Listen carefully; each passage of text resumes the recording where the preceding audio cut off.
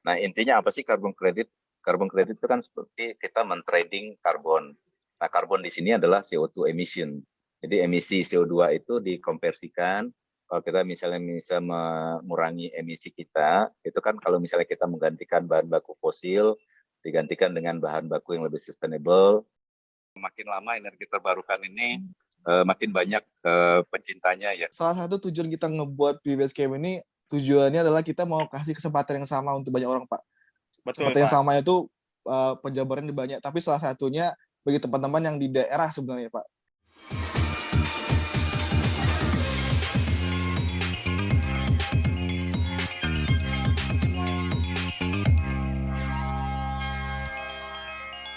Halo teman-teman pejuang energi, selamat datang kembali di PBS Camp. Seperti biasa, kita bakal ngobrol dengan tamu-tamu yang berpengaruh di industri energi terbarukan. Kali ini kita kedatangan tamu yang spesial, Bapak Dr. Ihsan. Halo. Halo semua. Ini Bapak Dr. Ihsan. Saya nggak bisa nyebutin jabatan Bapak Ihsan ini satu persatu karena lumayan banyak kalau saya lihat di LinkedIn-nya, tapi teman-teman bisa cek LinkedIn-nya Bapak Ihsan di Dr. Ihsan. Halo Pak, apa kabar Pak? Malam, apa kabar? Baik Pak. Alhamdulillah. Alhamdulillah. Ini kita merasa ini Pak terhormat bisa mengundang Bapak di podcast kita nih Pak di PBS Camp, dan semoga nanti percakapan kita terhormat juga diajak. Bisa bermanfaat untuk teman-teman semua. Pak, sebenarnya saya sama Bang Ardi kalau tamunya Bapak ini kita sebenarnya lebih mau bertanya sih Pak. Jadi ada beberapa pertanyaan-pertanyaan yang kita itu nggak tahu jawabannya. Nah, mungkin kita kayak Bapak ini orang yang tepat untuk jawaban untuk kasih jawaban dari pertanyaan-pertanyaan itu Pak. Betul Pak, mudah-mudahan ya. Ya, tapi sebelum mulai Pak, mungkin boleh sharing dulu Pak background-nya Pak, dari mungkin nggak tahu dari kecil Bapak pernah bilang bahwa tinggal di Riau sampai akhirnya bisa kuliah luar negeri dan bisa langsung kenalan dengan energi terbarukan Pak. Mungkin dari situ Pak temunya Pak. Iya. Silakan Pak. Makasih ya semua. Ya, makasih semua teman-teman. Cukup jelas ya suaranya ya. Jelas Pak. Oke, perkenalkan nama saya Ihsan. Saya lahir di Rumbai di Riau. Sampai SMA juga masih di sana. Mungkin teman-teman di sini ada yang pernah dengar tentang Riau, Provinsi Riau itu kaya dengan minyak bumi ya. Jadi kalau kita bicara fossil fuel, kami dari zaman kecil udah mengenal apa namanya fossil fuel itu, karena kalau di Rumbai itu jalanan itu selalu disirami dengan minyak ya. Jadi kami langsung melihat namanya minyak itu disiram ke jalan, dan kalau hujan pun buat kami licin dan jatuh naik sepeda motor itu udah dari dulu, dari zaman kami kecil ya. Jadi itu asal muasalnya. Terus waktu itu saya juga melanjutkan ke Gas Petrokimia UI di Depok, itu juga fokusnya tentang oil and gas.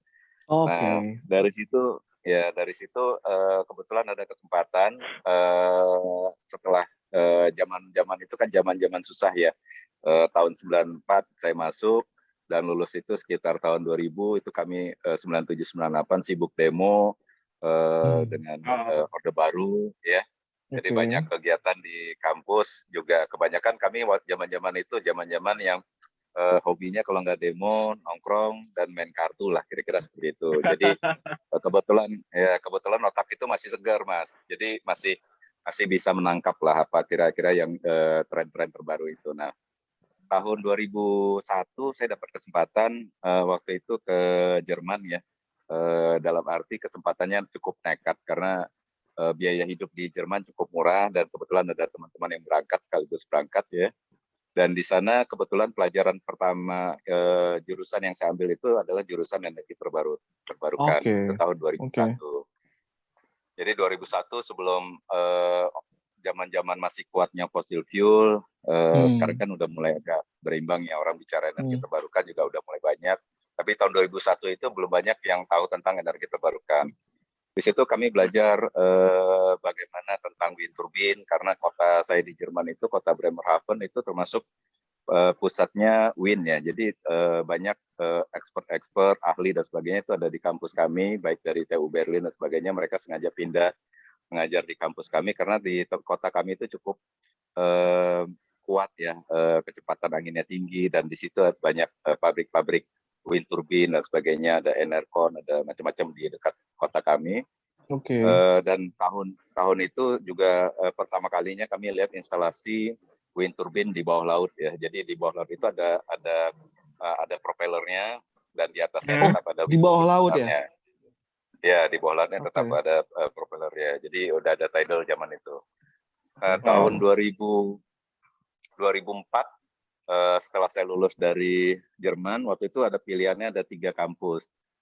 Satu saya dapat sekolah S3 itu di Imperial College London. Jadi kalau kita bicara chemical engineering itu semuanya pingin ke sana lah, sama seperti kalau electrical orang pingin ke MIT. Kalau kami di chemical engineering itu target kami memang rata-rata dunia itu melihat Imperial College London itu salah satu yang terbaik. Yang kedua, saya dapat admission di RWTH Aachen. Nah, RWTH Aachen tuh sekolahnya Pak Habibie, semua orang ya. pergi ke sana. Ya, tapi lebih ke aeronautics.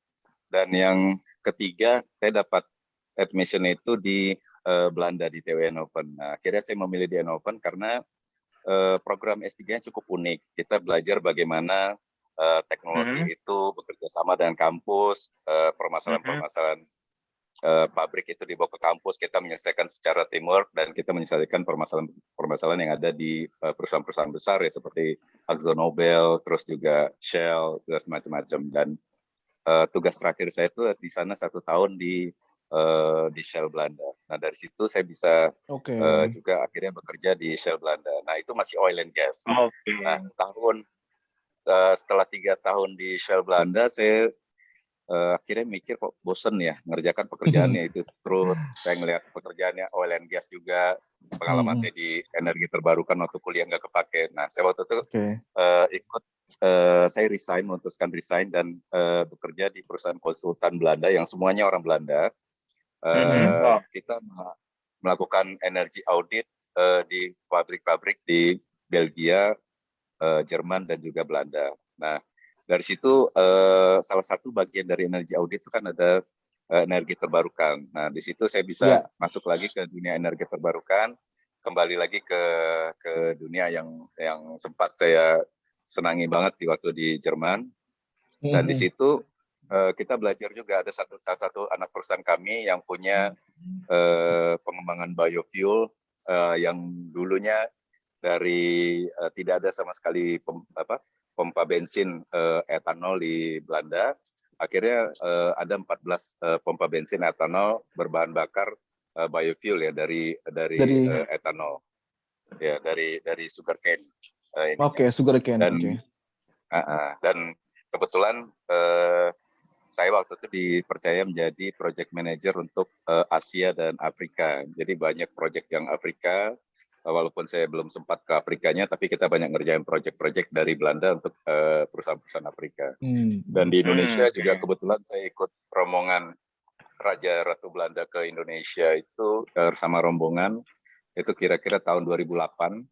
Dan di situ kita melihat perkembangan energi efisiensi di Indonesia masih kurang ya waktu itu ya, tahun 2008. Belum kali ya, Pak ya. Masih belum. Nah, itu baru mulai di tahun 2009-2010 sejak Danida masuk dengan program-programnya. Nah, dari situ mulai juga diinteraksi dengan pabrik-pabrik di Indonesia. Kita mulai memperkenalkan juga energi terbarukan, baik itu solar panel dan sebagainya. Nah, waktu saya pulang habis ke Indonesia 2010, karena memang keinginan kita ya, saya dan kebetulan istri yang juga ketemu di Belanda, kita pikirkan pulang ke Indonesia. Dan kebetulan waktu itu 2010 saya diminta untuk mengerjakan proyek supporting geothermal di Chevron Derajat. Nah, dari situ mulai tertarik lagi, ternyata saya memang kayaknya ditarget itu kan di energi terbarukan gitu. Iya, jadi tahun 2008 aja kita 2008 aja udah banyak diskusi sama teman-teman di Indonesia waktu saya masih di Belanda waktu itu, dengan banyak teman-teman di SDM ya, yang termasuk senior-senior juga, dan akhirnya tetap masuk ke masyarakat energi terbarukan Indonesia dari tahun 2010, METI. Dan kebetulan saya sekarang masih pengurus juga di METI, jadi kita banyak mengalami suka dukanya. Dan secara MET ini juga banyak menginspire saya ya, karena juga selain sebagai pengurus, saya pengurus untuk wakil ketua listrik pedesaan, tapi Desaan ya juga Pak. Menarik. saya juga belajar secara politik bagaimana mereka membawa energi terbarukan ini supaya diakui secara regulasi, karena tahun 2020 sampai 2021 kemarin saya ditunjuk sama Ketua METI untuk sebagai salah satu tim penyusun rancangan undang-undang energi baru terbarukan di Indonesia. Jadi kita bolak-balik ke Komisi 7 dan sebagainya, melihat bagaimana dorongan itu tarik-menarik ya antara energi terbarukan, fossil fuel dan sebagainya. Nah, itu suka dukanya lah. Nah, tapi saya senang nih adik-adik di sini semua teman-teman juga makin lama energi terbarukan ini makin banyak pencintanya ya. Kalau dulu kami tahun 2007 awal-awal masuk ke dunia energi terbarukan secara Masih profesional terbatas ya, itu Pak, ya? masih terbatas, itu bisa dihitung paling 100 orang Oke. yang fokus di sana. Oke. Nah, sekarang udah semakin banyak. Jadi Udah saya semakin melihat banyak. ya energi terbarukan ini memang seperti kita rimbanya petualang ya. Kita memang melihat bahwa banyak yang kita tidak ketahui, regulasinya berubah terus, tantangannya cukup banyak, tapi kita punya satu tujuan supaya kita bisa berada di puncak kejayaan itu. Nah, itu semangat yang saya selalu sama adik-adik yang juga banyak kita bina startup itu selalu kita dorong-dorong bahwa energi terbarukan itu memang sulit, tapi kalau kalian petualang, kalian suka tantangan, nah inilah dunianya gitu. Kira-kira seperti itu, Mas. Itu saya mendengar histori Bapak dari masa muda sampai sekarang, sampai melewati Sekarang masih muda loh. Jiwa muda, Pak. Sekarang jiwa muda. Sekarang masih 17 tahun ya, Pak ya. Ya, 98 juga Bapak ikut ini ya, demo waktu itu. Maksudnya masa-masa di Orde Baru juga untuk reformasi. Nah, ini Pak, saya jujur ketertarikan ini saya sampaikan di awal aja Pak. Pada sisi energi ini yang bisa berkolaborasi dengan masyarakat Pak. Kita tahu sendiri kalau seandainya energi yang ada di kota ini jika di total penggunaan energinya itu mungkin puluhan persen ya Pak ya, dibanding si orang-orang yang ada di desa menggunakan energi listrik. Bagaimana sebenarnya konsep, saya pernah dengar Bapak ada koperasi yang berbau energi terbarukan ini. Boleh nggak Pak kita menerima paparan sedikit konsepnya seperti apa ya Pak ya? Barangkali ini menarik dan mudah-mudahan bisa menyebarkan konsep ini lebih cepat lagi ke daerah-daerah yang lain gitu Pak.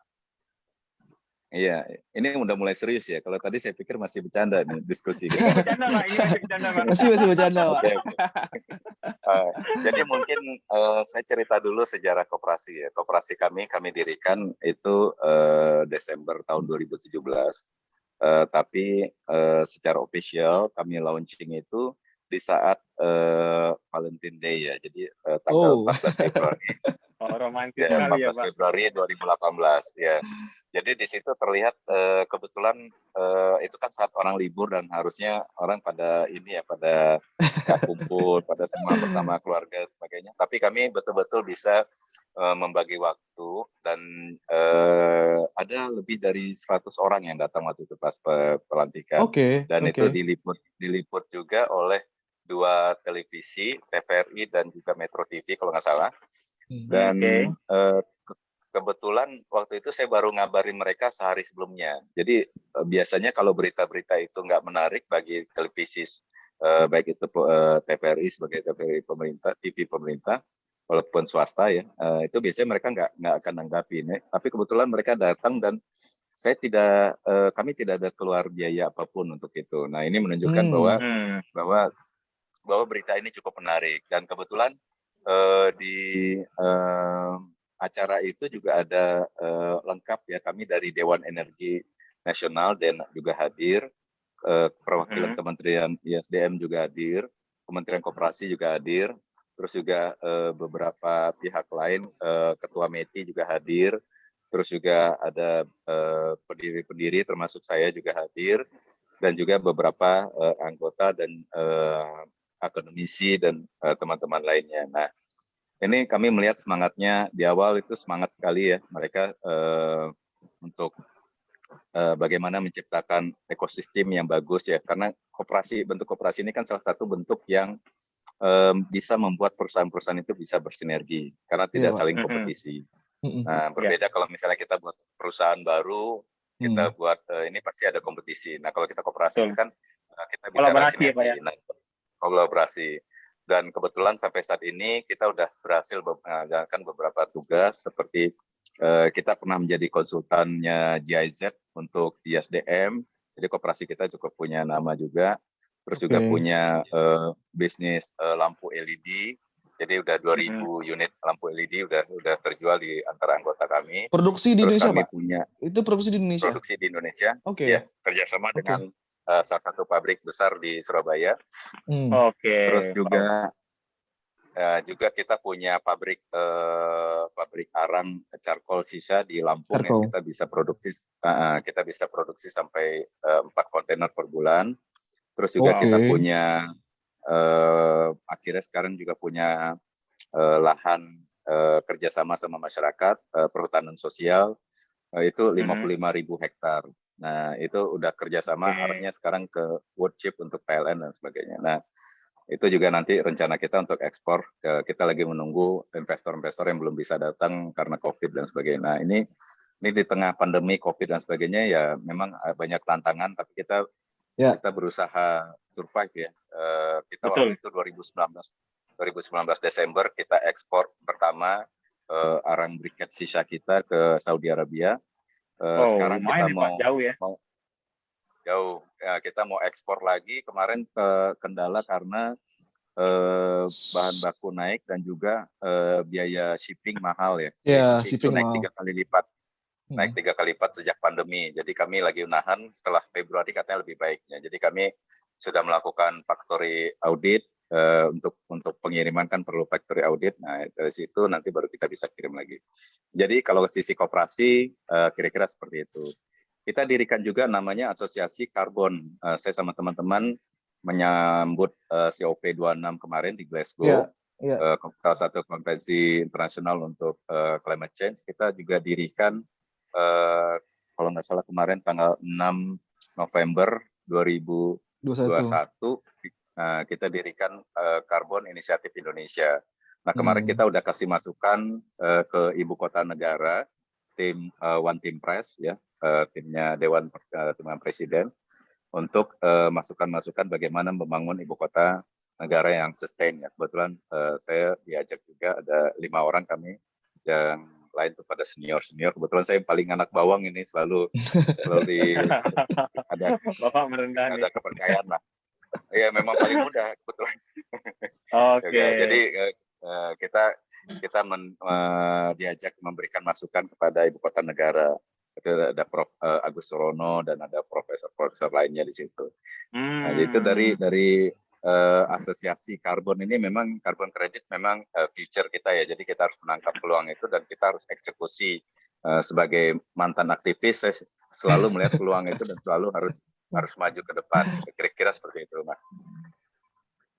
Oke, saya setuju Pak kalau untuk yang carbon trading ya. Jadi kalau yang saya tahu waktu zaman kuliah dulu persoalan karbon ini tahun berapa ya? Itu ketika ada protokolnya Kyoto ya Pak ya. Itu dulu ya.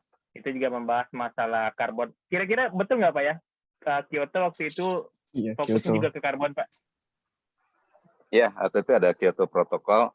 Tapi Kyoto Protokol itu kan udah selesai ya. Kita masuknya Paris Agreement, terus ada Paris Agreement, ada Glasgow Agreement dan sebagainya. Jadi ada beberapa hal yang menyebabkan Kyoto Protokol itu juga masih tantangan ya. Kebetulan saya salah satu yang setelah Kyoto Protokol kita daftarkan salah satu proyek kami di Lampung untuk waktu itu integrasi biogas dengan kultivasi alga. Kita udah daftarkan di UNFCCC. Post Kyoto Protokol. Jadi nama saya udah terdaftar di sana, cuma kita nggak bisa eksekusi karena harga karbon kreditnya turun. Waktu itu didaftarkan $12, akhirnya turun jadi sekitar $0,5. Nah, jadi makanya yang membuat carbon credit dari Kyoto Protocol ini kurang menarik. Setelah itu ada GCM, ada voluntary Iya, ada carbon, GCM. ya ada VCS dan sebagainya ya. Yang ini yang justru menarik sekarang karena harganya bisa sampai $9, $9 per ton CO2. Jadi lebih menarik daripada harga-harga CDM. Oke, Pak, ini untuk teman-teman di rumah, Pak, yang masih bingung, sebenarnya carbon credit itu seperti apa konsep simpelnya, Pak, gitu. Mungkin secara sederhananya, gimana? Kenapa sih orang bicara tentang carbon credit, ini segala macam, carbon trading, itu gunanya buat apa gitu? Nah, mungkin teman-teman di rumah ingin dengar dulu, Pak. Dan mungkin saya mau ini Pak, juga mau sambungkan dengan peraturan yang baru nih Pak, SDM 2026-2021. Kalau yang satu poin itu kita bisa ada carbon trading di sana. Mungkin kaitkan ke situ Pak. Mungkin gimana implementasinya Pak? Ya, mungkin sebagai gambaran begini. Negara-negara kan mempunyai kesepakatan untuk mengurangi karbon pemakaian karbon mereka. Dalam arti apa? Mereka bisa transisi ke energi terbarukan, tapi kan di negara mereka juga udah saturated ya, sudah jenuh. Yeah, jadi opsinya mereka memilih negara seperti Indonesia dan negara-negara lain. Kalau di UNFCCC itu kan Aneks 3 ya, negara Aneks 3.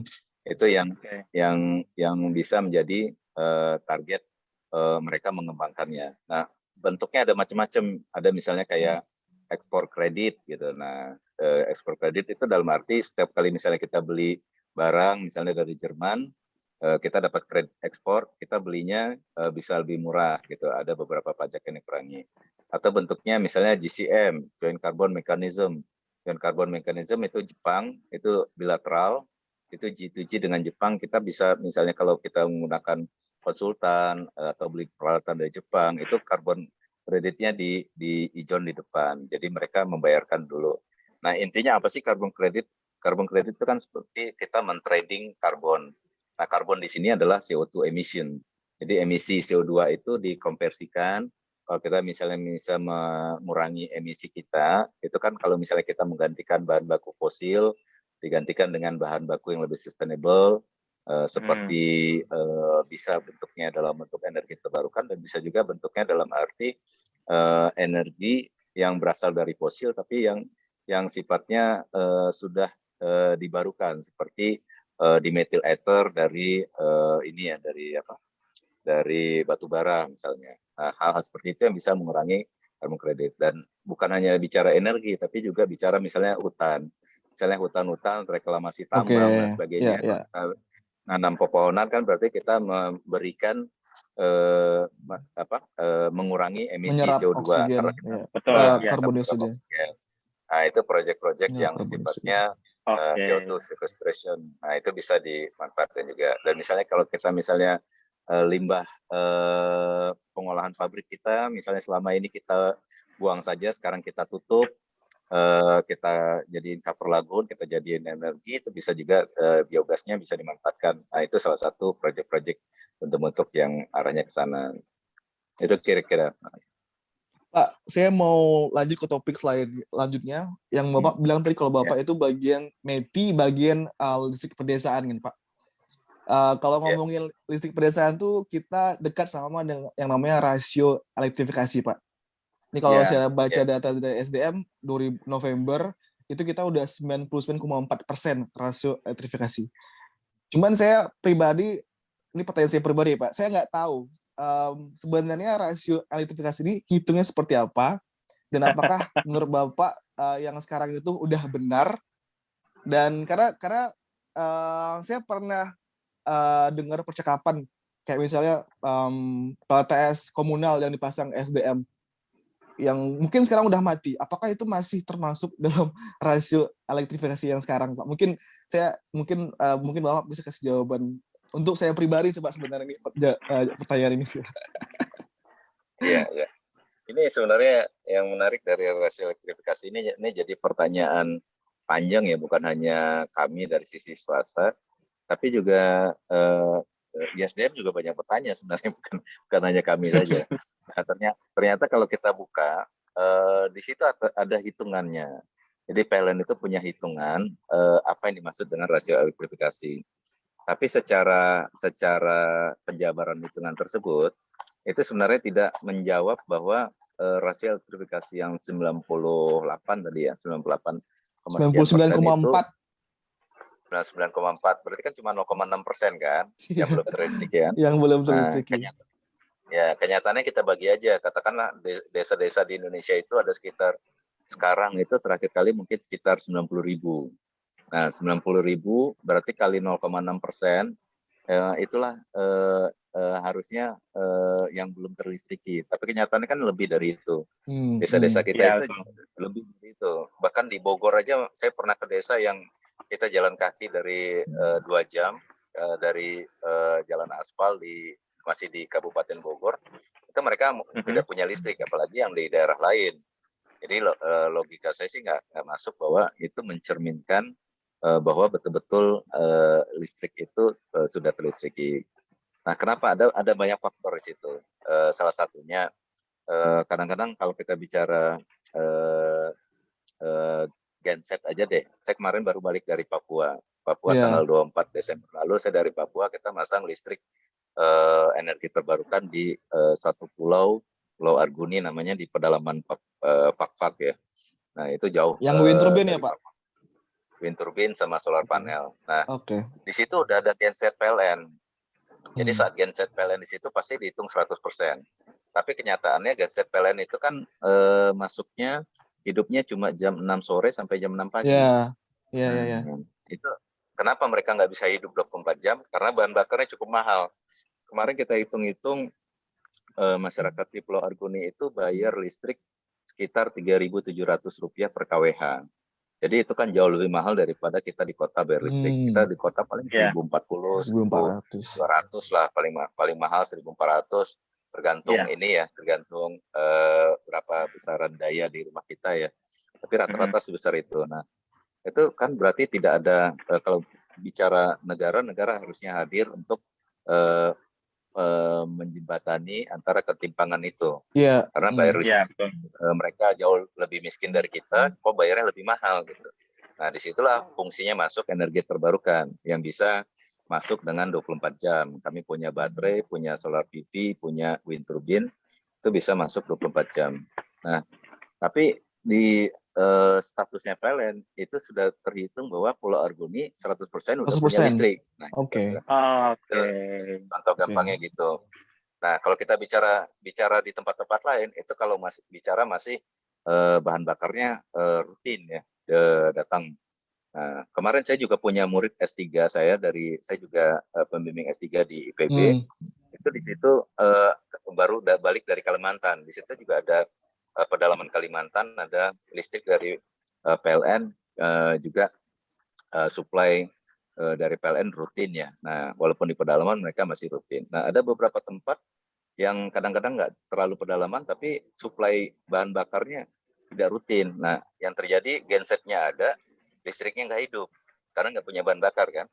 Nah, itu tetap dihitung 100% oleh PLN, karena sudah pernah pengadaan listrik. Terus kalau misalnya di situ sudah ada pengadaan solar panel, nah solar panelnya sudah kadang-kadang sudah nggak jalan. Nah, itu masih dihitung sebagai ini. Masih dihitung? Nah, belum lah, masih dihitung. Dan kalau kita bicara, kadang-kadang ada bicara satu orang punya beberapa rumah, dan ini semua dihitung masih berdasarkan elektrifikasi yang tadi. Nah, kadang-kadang ada juga yang punya yang sudah dibangun tiangnya di depan rumah, itu juga udah dihitung 100%. Padahal ada biaya sambungan. Biaya sambungan ke rumah itu sekitar 3 juta. Nah, tidak semua masyarakat kan mampu membayar 3 juta rupiah tersebut, tapi itu udah dihitung 100%. Nah, ada banyak faktor lain lah ya, yang kita bisa buka satu persatu. Ya nanti kalau kapan ketemu sama PLN, dijabarkan aja. PLN bisa ditantang aja bagaimana mereka menghitung. Saya pernah lihat rumusnya, dan terus terang saya nggak ngerti juga bagaimana pertumbuhannya itu bisa secepat itu, karena kita bicara tahun lalu 2021 itu masih 98%. Kalau tahun sekarang bisa 99,4% tadi. Iya, 99,4% tadi berarti kan di masa pandemi ini ada pertumbuhan signifikan pertumbuhannya, karena bicara satu negara ya. Iya, Pak. Nah, pertumbuhan signifikan itu terjadinya seperti apa? Kok bisa gitu? Padahal kan tetap ada semakin banyak pemekaran desa, semakin banyak pertumbuhan penduduk, dan kenaikan listrik itu kan sekitar bisa sampai 7% Ya, per Iya. tahun. per tahun. Nah, jadi saya nggak paham itu bagaimana mereka bisa menghitung itu. Pasti mereka ada alasan ya. Tapi kalau saya nggak ngerti, terus terang nggak ngerti gitu. Mungkin ISDM juga belum tentu ngerti itu kalau ditanya sama Pak Dadan atau Pak ini belum tentu ngerti beliau. Iya, dan, Oke. dan itu sih Pak, saya juga bertanya-tanya apakah Agak yang bingung ya. Kok iya bisa ya sampai dan sebesar itu? dan ya penjelasan Bapak tadi ngebuat saya juga mikir apakah berarti masih banyak juga ya Pak. Sebenarnya Bang Ardi kan juga pernah ikut program dari SDM ya Bang. Patriot energinya Patriot di Energi. pedalaman juga, Patriot Pak. Energi. Iya. Ya.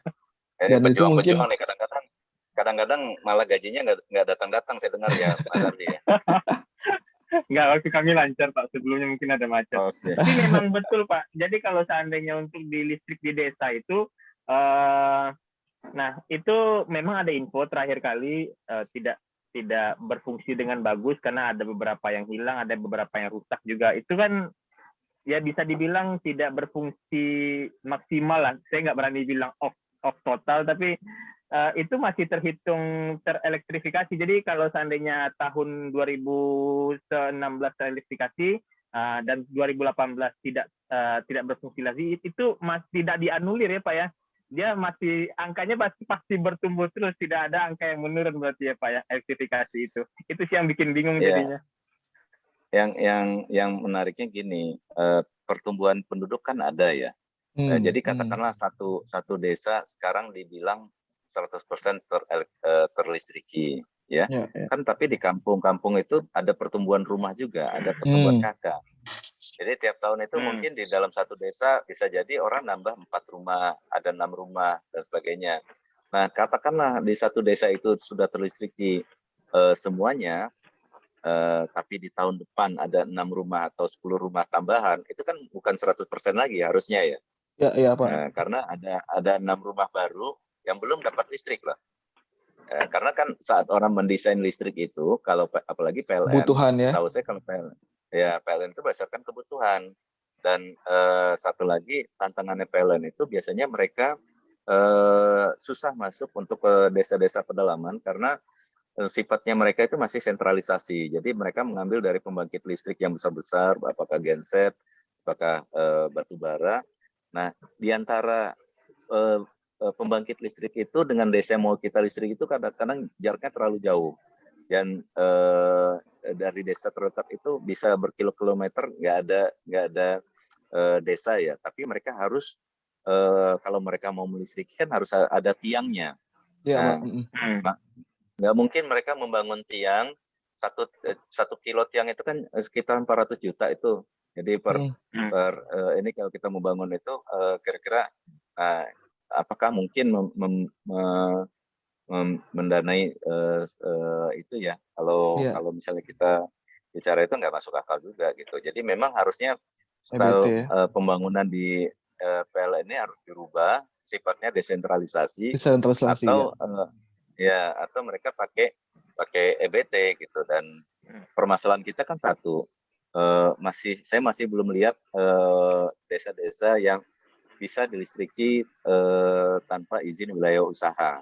Nah, jadi kalau misalnya mau jujur itu harus ada izin usaha. Saya dengar udah ada 1-2 peraturan yang katakan bisa lah untuk melistriki itu. Saya buka peraturannya ternyata juga belum ke arah sana gitu. Jadi ya dasar hukumnya belum ada, karena tadi dasarnya di undang-undang kelistrikan itu undang-undang nomor berapa ya saya lupa, itu katanya memang listrik itu adalah harus dikuasai oleh negara. Ya, nah, sedangkan di peraturan daerah itu ada 2 di situ, yang namanya negara itu ada PLN dan ada pemerintah daerah.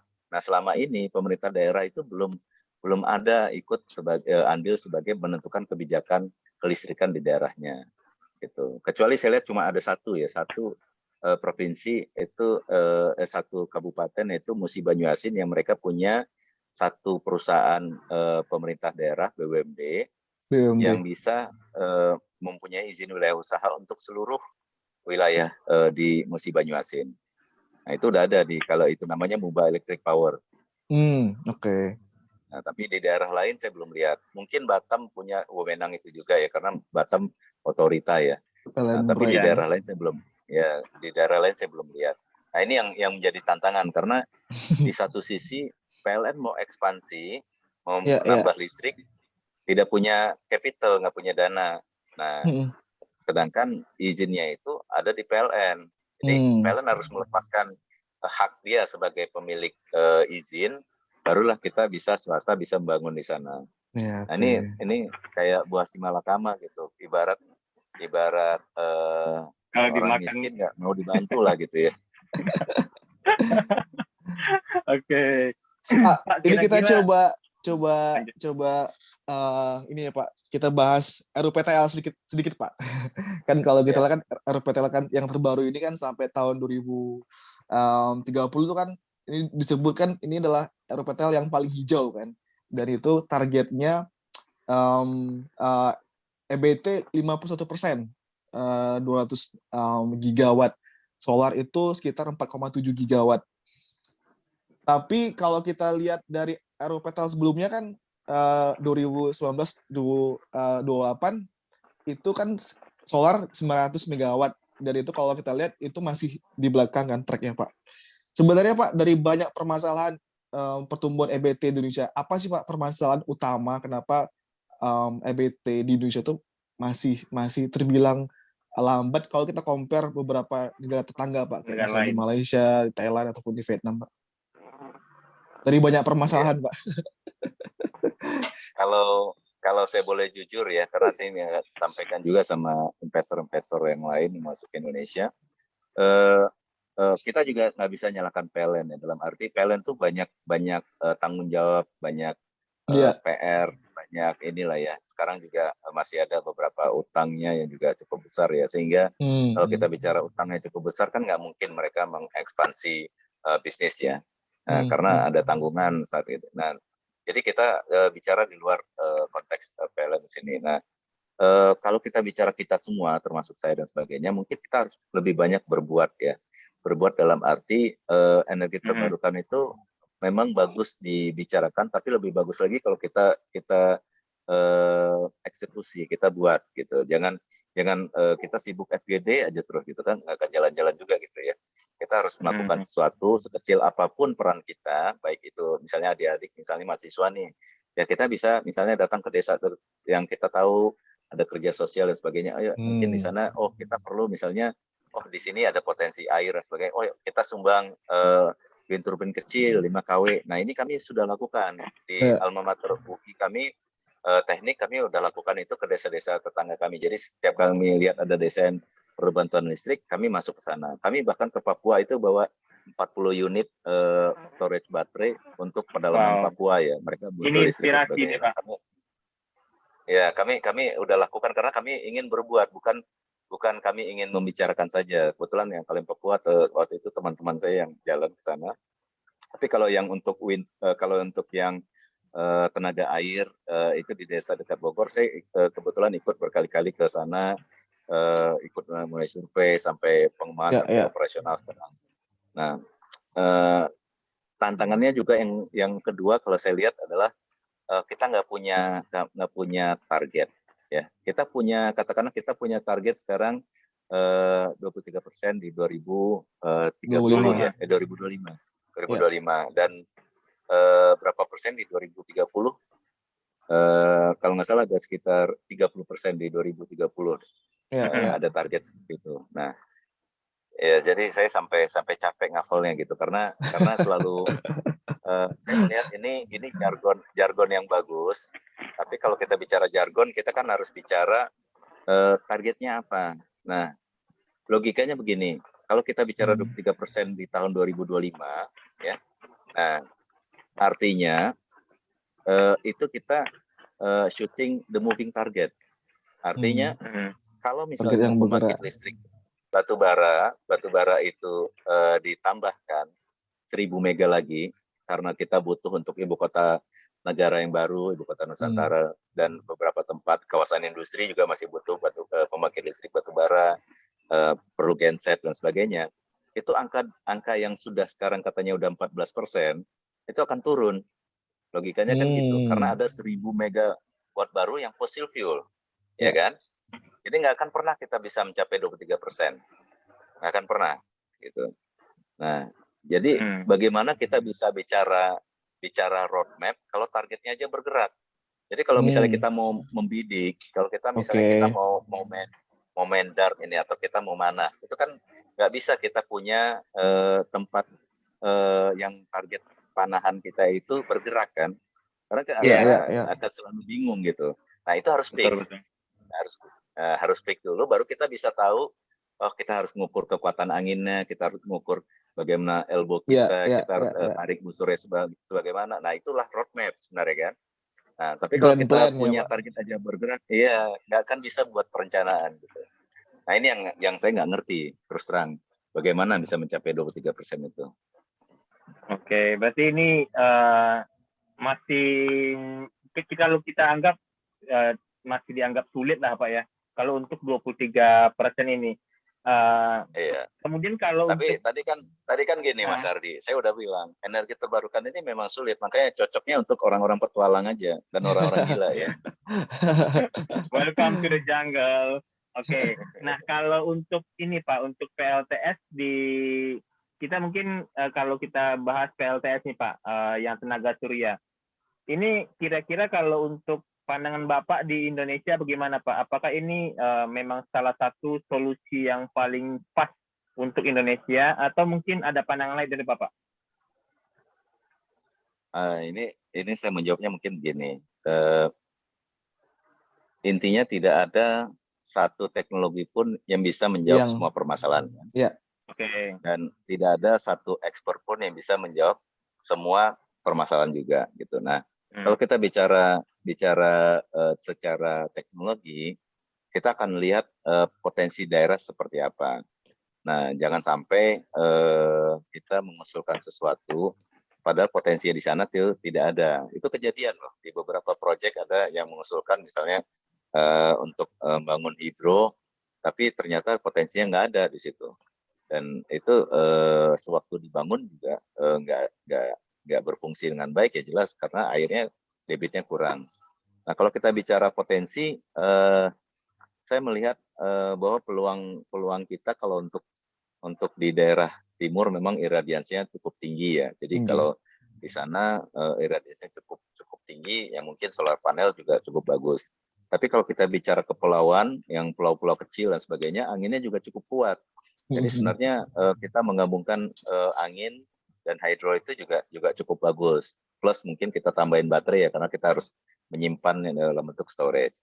Nah kalau kita bicara di daerah barat, mungkin paling banyak itu adalah biomasa. Kita bicara dari mulai Sumatera, terus juga Kalimantan.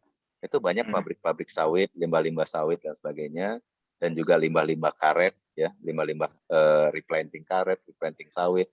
Terus juga pohon-pohon akasia, pohon-pohon gamal, kaliandra dan sebagainya itu bisa dijadikan bahan bakar untuk pembangkit listrik dalam bentuk pellet, chip ataupun juga dalam bentuk lainnya. Gasifikasi bisa diganti untuk listrik. Nah, jadi kita sebenarnya kita punya potensi banyak, itu adalah kekuatan kita adalah di biomasa. Biomasa ini kita punya peluang cukup besar karena terkenal kita bisa di negara Katulistiwa yang bisa apapun yang kita lempar bisa tumbuh lah, gitu kira-kira. Nah, tapi kalau kita bisa melihat potensi tenaga surya di sana cukup besar, ya kita bisa hybrid juga dengan tenaga surya di sana. Jadi saya lebih suka menggabungkan beberapa teknologi karena masing-masing teknologi itu punya kelemahannya masing-masing. Itu kejadian waktu kami pasang di Papua kemarin. Ada saatnya anginnya kencang, ada saatnya nggak ada angin sama sekali gitu. Nah, anginnya angin-anginan ya Pak ya?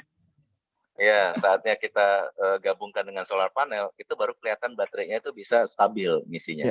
Kalau kita stand alone dengan wind aja atau dengan solar panel aja mungkin nggak sebagus itu. Nah, apalagi kalau kita bisa hybrid lagi dengan biomasa, ya lebih bagus lagi gitu. Oke. Pak, ini kalau kita lanjutin nih, Ini Pak, menarik, ini Pak. bakal panjang nih, Pak. Panjang. Kita udah di Jadi, ujung nih, Pak. Paling saya mau kasih pertanyaan terakhir. Kalau kita bicara EBT di Indonesia, kita mau bicara juga tentang resource-nya, Pak, terutama dari sumber daya manusia. Dan kalau kita lihat sekarang tuh lagi ramai pembicaraan green jobs nih, Pak, green jobs. Nah, ini mungkin buat teman-teman mahasiswa ataupun yang pengen masuk ke green jobs ini, Pak, mungkin ada saran nggak, Pak, kenapa mereka harus masuk ke green job ini secepatnya mungkin? iya. Iya, iya. Ini kebetulan saya diminta GIZ sama ISDM untuk jadi moderator tanggal 8 Februari nanti tentang green jobs nih. Jadi menarik juga untuk kita bahas ya. Saya pernah beberapa kali memberi seperti inilah ya, tukar pikiran dengan teman-teman di BPS ya, dan juga di beberapa tempat lain seperti Bank Indonesia dan sebagainya, bahwa green jobs Indonesia itu ke depannya itu cukup terbuka luas ya. Karena kebetulan saya salah satu yang sekarang ada di dunia green jobs ya. Karena dulu saya dari oil and gas, transisi ke green jobs. Nah, kita dulu bicara di teman-teman oil and gas, rata-rata bahkan profesor saya di Belanda dan di Jerman waktu itu tidak ada yang melihat bahwa energi terbarukan ini akan menjadi ujung tombaknya ke depannya. Nah, sekarang tren itu sudah ada di tahun ini terutama karena orang udah bicara green financing. Jadi filantropi dan sebagainya, investor itu udah bicara green financing. Nah, yang menyebabkan green job itu makin banyak salah satunya ada karena arah investasi itu udah mulai ke arah green financing. Dan menurut data kalau saya nggak salah dari ISR ya di 2030 itu kita Indonesia ini punya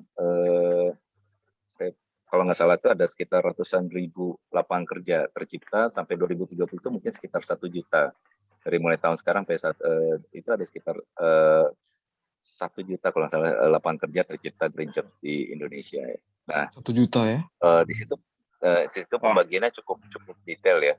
Mungkin saya ya koreksi kalau saya salah, tapi kalau nggak salah sekitar 1 juta.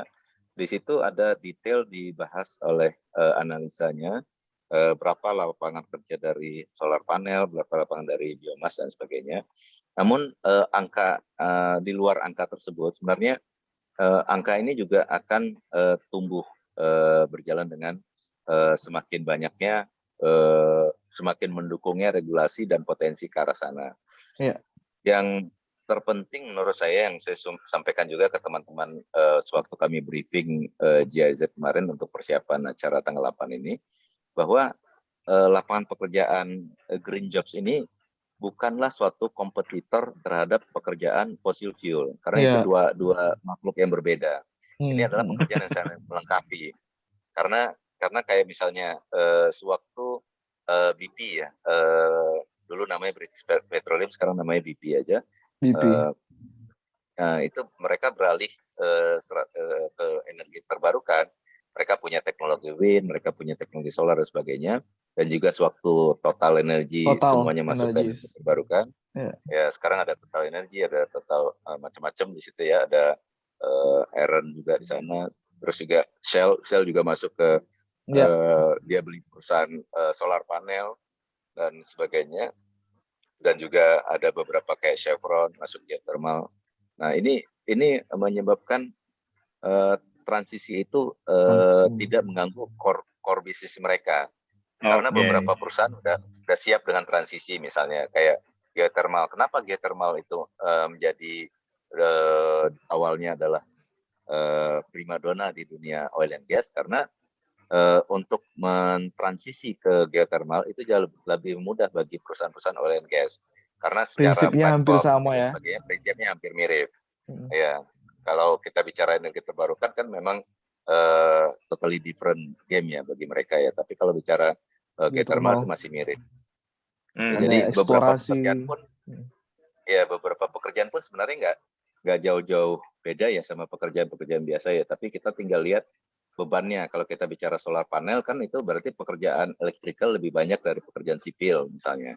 Kalau kita bicara proyek hidro itu lebih banyak pekerjaan sipilnya dari pekerjaan elektrikalnya. Kalau pekerjaan biomasa itu lebih banyak pekerjaan mesin dan juga pekerjaan sipilnya dibanding pekerjaan elektrikalnya. Nah, kira-kira porsi-porsi pekerjaannya aja yang berbeda-beda gitu. Dan nggak Oke. semuanya engineer ya Pak, legal juga bisa masuk Nggak green jobs semuanya gitu. engineer. Jadi kalau kita bicara green jobs itu bukan hanya technical, kita bicara environmental juga, Iya, iya, kita iya. bicara social Intinya gender juga. terafiliasi dengan core bisnisnya yang renewable energy lah mungkin ya Pak ya, Ya, salah jadi satunya. ada social gender, kita bicara legal juga, legal aspek, bicara community officer juga. Iya, iya, Jadi iya. ada banyak di situ komponennya. Dan secara ini ya mungkin karena proyeknya juga kecil-kecil, semakin banyak proyek itu serentak dilakukan, itu kan berarti community officer-nya juga harus semakin banyak ya. Karena kita nggak beda kalau bicara perusahaan kayak oil and gas, kita eksplorasi di satu tempat, mungkin community officer-nya cuma perlu 3-4 orang menghadapi masyarakat yang jauh lebih besar. Tapi kalau kita bagi proyeknya jadi proyek solar panel 5 proyek atau 10 proyek jalan serentak, itu kita perlu 10 community officer loh. Iya, Jauh lebih banyak kita butuh daripada oil and gas. Gitu. Nah, belum lagi kita bicara orang environment-nya, bicara orang gendernya, bicara orang legalnya, karena mereka harus jalan serentak gitu. Oke. Ini pengalaman saya waktu dulu, kami ada proyek yang 2014-2018 kan saya kebetulan ada di proyeknya Bappenas, dan di proyek itu kita harus jalan 200 proyek serentak. 200 proyek serentak, kebetulan dananya kan hibah dari Amerika 200 juta US dollar. 200 proyek ya Pak? Ya, dan kebetulan tim leader di sana kita harus jalan 200 proyek, dan di situ ada konsultan yang pihak saya, ada konsultan dari mereka, ada kontraktor di mereka, itu kan jadi pekerjaan-pekerjaan green job semua itu. Dalam waktu 4 tahun, dalam waktu 4 tahun kami menciptakan mungkin lebih dari total itu sekitar 1.008 kerjaan loh, karena dari mulai perusahaan dan sebagainya itu banyak dapatkan ini ya, itu dalam waktu 4 tahun saja dengan 200 proyek itu. Keren. Berarti nggak ada alasan ya Pak untuk nggak mulai dari sekarang ya Pak? Pak, mintalah Pak untuk ini Pak, teman-teman Pak, semangat untuk teman-teman Pak yang lain. Kami minta ini Bapak berikan semangat untuk teman-teman yang lain. Saya lagi ngitung-ngitung ya untuk green job tadi ya. Katakanlah 200 proyek tadi, per proyek kami itu melibatkan lebih dari 200 orang yang terlibat di dalam proyek, yaitu lebih dari 1.000 itu. Iya, 4.000-an. Iya. 40.000 ya. Nah, terus kalau kita bicara semangat ya, kalau kita bicara mungkin saya tanya dulu nih sama Mas Bida sama Mas Ardi di sini. Kalian kan masih muda-muda nih ya, kalau bicara generasi mungkin generasi milenial kali ya, generasi Z. Milenial. Masuk milenial ya, bukan Z ya, bukan Alpha. Ya, jadi harapan kalian untuk energi terbarukan di Indonesia seperti apa sih? Jadi mungkin supaya bisa ternyata anak-anak muda concern ya tentang energi terbarukan. Mungkin kalian bisa kasih pendapat dulu mungkin Ardi sama. Kalau saya sih gini Pak, jadi energi terbarukan ini benar-benar dibangun di Indonesia dan sesuai dengan potensi daerah masing-masing. Karena kita nggak bisa memaksakan harus panel surya semua. Intinya proporsional. Tadi kan Bapak bahas juga biomasa, ya kayak kita di sini ada biomasa. Dulu field trip pernah di PTPN 5 Pak, itu di Rokan Hulu kan Pak ya. Itu ada PTPN 5 itu ada biomasa juga, waktu itu pertama di Indonesia kalau saya nggak salah. Nah yang seperti itu Pak, kalau dari saya pribadi yang porsinya pas, kemudian tapi masih energi baru dan terbarukan sih Pak. Dan kalau saya sih nambahin Bang Ardi sih Pak, salah satu tujuan kita ngebuat di Basecamp ini, tujuannya adalah kita mau kasih kesempatan yang sama untuk banyak orang Pak. Betul, kesempatan yang sama itu penjabaran banyak, tapi salah satunya bagi teman-teman yang di daerah sebenarnya Pak. Jadi kalau kebanyakan sekarang kan potensinya kan ya baik perusahaan semacam itu masih terpusat di ibu kota dan di Jawa. Yeah. Dan sebenarnya ini bisa loh sebenarnya anak-anak daerah bisa juga berkontribusi gitu melalui potensi daerah masing-masing. Nah kita sih pengennya bantu buat ini untuk menginspirasi mereka biar semakin banyak engineer, semakin banyak orang yang tertarik di energi terbarukan, jadi industrinya makin lebih tumbuh, Pak. Sebenarnya. Iya, iya. Nah, mungkin kalau saya bisa tambahkan di situ, karena kita harus tahu dulu ya. Saya dulu pernah dikasih tahu sama bos saya orang Belanda waktu itu, kita harus tahu dulu apa yang kita mau. Baru kita bisa merencanakan ke depannya seperti apa. Nah, kalau kita udah tahu apa maunya kita, mungkin kita bisa melihat lagi potensi kita apa. Jadi kadang-kadang maunya kita tuh harus selaras dengan potensi. Nah, potensi kita seperti apa. Terus yang kedua, kita jangan pernah mau jadi follower. Kalau menurut saya, kita nggak boleh jadi follower. Kita harus berani ambil risiko. Sama seperti waktu saya dulu masuk ke energi terbarukan, itu nggak ada yang waktu itu paham tentang energi terbarukan. Saya kebetulan di sekolah saya itu yang lulusan orang Indonesia lulusan pertama untuk energi terbarukan. Oh ya? Dan di seluruh Jerman yang pertama kali malah untuk energi terbarukan. Jadi waktu itu kita melihat resikonya itu ada ya, karena setelah kita lulus nih kita mau ngapain sih?